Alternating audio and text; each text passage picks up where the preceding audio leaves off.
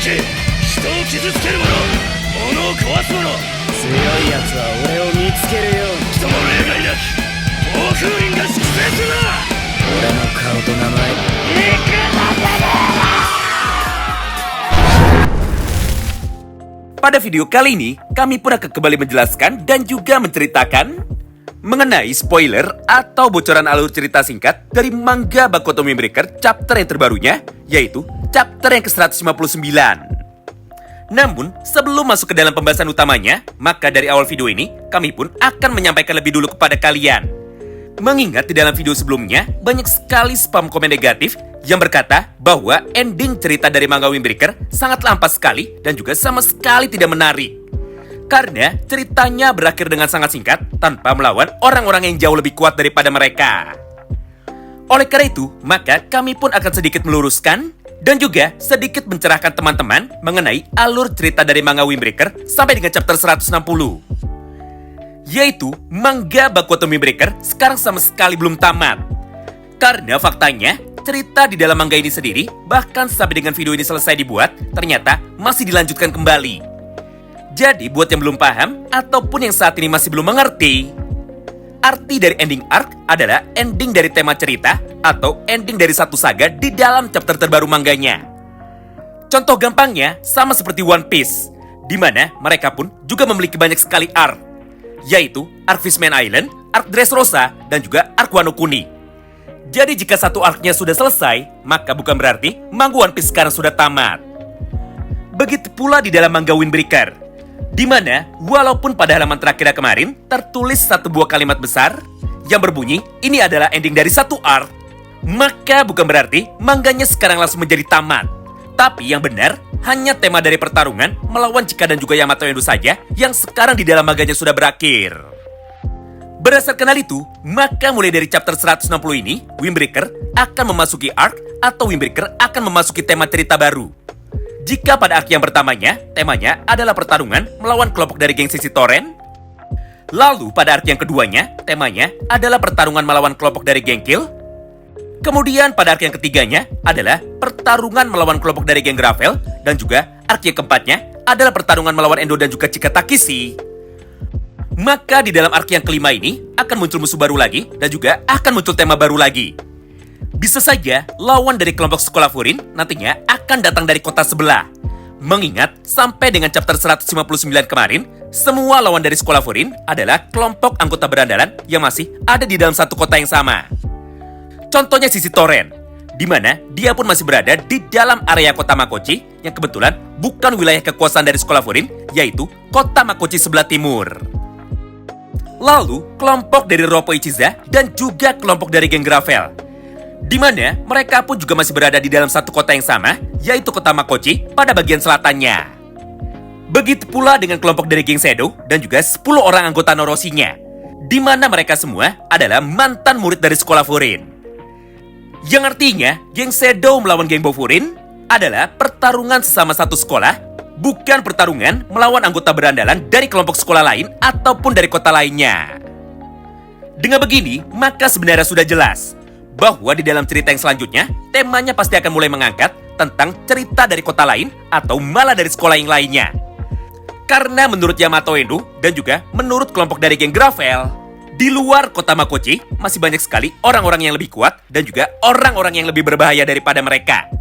Contohnya adalah kelompok dari para Yakuza yang sekarang menjadi tempat bekerja dari Yamato Endo. Ya, kurang lebih sama persis seperti cerita dari manga Crow Zero. Dan juga cerita dari film Bakuatam lainnya, contohnya adalah film High and Low. Nah, jika sudah jelas seperti apakah kondisi cerita dari manga Windbreaker sampai dengan detik ini, maka sekarang mari kita langsung masuk saja menuju ke dalam potongan bocoran cerita bagian pertamanya. Sederhananya, tepat pada halaman yang ke-10, kita pun akhirnya seketika langsung diperlihatkan tentang sebuah momen perayaan besar atas kemenangan dari kelompok aliansi kota Makochi. Di mana pada kesempatan ini, Ume pun langsung mengumpulkan semua anggota yang terlibat di dalam pertarungannya melawan kelompok dari geng Shadow dan juga melawan Chika Takishi. Mulai dari para murid kelas 1 sekolah Furin, murid kelas 2-nya, dan juga para murid kelas 3-nya yang sekarang terlihat semuanya sedang berkumpul tepat di dalam halaman sekolah mereka. Tidak hanya itu, bahkan kelompok dari geng lainnya, seperti kelompok dari Roppo Ichiza, kelompok dari geng Gravel, dan juga kelompok dari geng Shinji Torren, sekarang semuanya ikut hadir juga untuk bisa berkumpul tepat di dalam halaman sekolah Furin ini. Lalu pada halaman berikutnya, mereka pun akhirnya langsung bersulang bersama dan juga berteriak bersama-sama untuk dapat merayakan kemenangan mereka dengan cara berteriak seperti ini kepada satu sama lain. Nah, mulai dari sanalah acara makan-makan dan juga acara bakar-bakaran yang diadakan oleh mereka semua akhirnya sekarang langsung dibuka. Di mana pada halaman tersebut nampak kemunculan dari Sakura yang kebetulan sekarang sedang disuruh-suruh oleh Sugusita untuk bisa membantunya. Mengingat tugas dari Sakura saat ini adalah untuk bisa memasak dan juga untuk bisa membakar semua hasil panen yang datang dari kebun Umemiya. Di momen inilah, Sugusita yang nampak sangat emosi, akhirnya sekarang langsung berteriak menuju kepada Sakura dengan cara seperti ini. Yaitu, jika Sakura yang memasak makanan dari kebun Umemiya dibuat menjadi gosong, maka tidak peduli apapun yang terjadi, Sugusita pun pasti akan langsung mengajar tubuh dari Sakura. Mendengar ucapan itu dari Sugusita, Sakura pun seketika langsung menjadi emosi. Hingga dia pun segera meminta Sugusita untuk bisa melakukannya sendirian jika dirinya banyak permintaan seperti itu. Kemudian, setelah beberapa saat berlalu, Kanji dan juga kelompok dari Roppo Ichiza akhirnya sekarang langsung datang untuk bisa menghampiri Sakura. Dengan niat untuk bisa berbicara kepadanya dan juga untuk bisa menyapa kehadiran dari Sakura. Menyaksikan semua hal itu di depan matanya, teman-teman kelas 1 dari Sakura saat ini langsung berinisiatif untuk dapat menggantikan Sakura mengerjakan semua tugas yang diberikan oleh Sugusita. Supaya Sakura bisa menyambut kehadiran dari kelompok Roppo Ichiza dan juga supaya Sakura tidak terus bertengkar dengan Sugusita. Lalu, setelah Sakura sudah tiba di hadapan dari Kanji Nakamura dan juga di hadapan dari Suzuri, maka di saat yang bersamaan itu, Kanji pun kini seketika langsung bercerita menuju kepada teman-teman dari Sakura bahwa mereka tidak perlu mengucapkan terima kasih lagi. Karena pada dasarnya, tugas dari sahabat adalah untuk bisa membantu satu sama lain. Lagi pula, 1 hari setelah pertarungan melawan kelompok dari geng Sedo sudah selesai, Sakura pun sudah lebih dulu datang menuju ke tempat dari Kanji Nakamura dan juga ke tempat bekerja dari Suzuri. Walaupun kondisi wajah dari Sakura saat itu masih terlihat sangat babak belur. Dengan sebuah tujuan untuk dapat berterima kasih secara langsung kepada mereka, walaupun hal itu sebenarnya sama sekali tidak diperlukan. Berdasarkan hal itu, Kanji pun segera memuji kebaikan dari Sakura, serta dia pun juga berkata seperti ini. Bahwa meskipun Sakura Haruka adalah seorang berandalan yang sangat kuat, tapi dirinya sangatlah sopan sekali kepada semua teman-teman yang lain. Tapi, terlepas semua kelebihan dari Sakura itu, faktanya terdapat satu buah kelemahan yang bahkan sampai dengan saat ini, hal itu sama sekali tidak bisa dimenangkan oleh Sakura Haruka. Yaitu, Sakura sangatlah bodoh sekali dan juga Sakura sangatlah lemah di dalam permainan video game. Mengingat, tidak peduli seberapa banyak Sakura bermain video game dengan para anggota dari Roppo Ichiza, nyatanya, dia pun sama sekali tidak pernah menang, walaupun Sakura sudah mencoba berkali-kali untuk bisa mengalahkan semua orang di dalam permainan video game. Berdasarkan hal itu, Sakura yang nampak sangat malu dan juga Sakura yang sama sekali tidak mau kalah, akhirnya sekarang langsung berkata kepada semua orang yang ada di hadapannya bahwa Sakura selalu kalah bukan karena Sakura adalah orang yang lemah, tapi karena Kanji Nakamura lah yang saat ini terlalu hebat di dalam setiap permainan. Jadi, jika Sakura diberi waktu untuk bisa berlatih, maka di dalam permainan selanjutnya melawan Kanji Nakamura, Sakura pasti akan bisa menang dan juga Sakura pasti akan bisa mengalahkannya di dalam setiap permainan.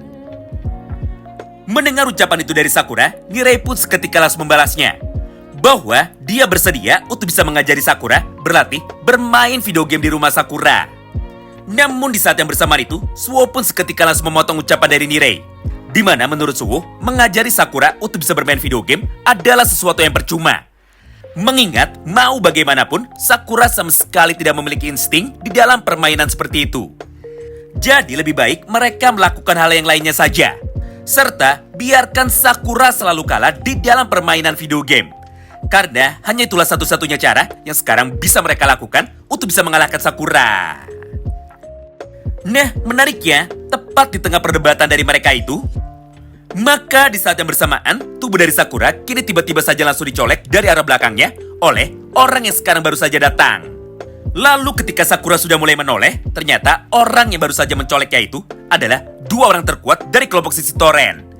Mereka adalah Togamejo dan juga Tomiyama Choji. Di momen inilah, tubuh dari Sakura seketika langsung menjadi membeku. Serta dia pun sekarang langsung bertanya kepada mereka dengan cara berkata seperti ini kepada Togamejo. Nah, itulah sedikit bocoran cerita singkat dari manga Baku Otomi Breaker chapter yang paling barunya, yaitu chapter yang 159. Tentu saja bagi kalian yang penasaran tentang seperti apa isi cerita lengkapnya, maka nantikan terus ya update video yang berikutnya pada hari Sabtu sore nanti.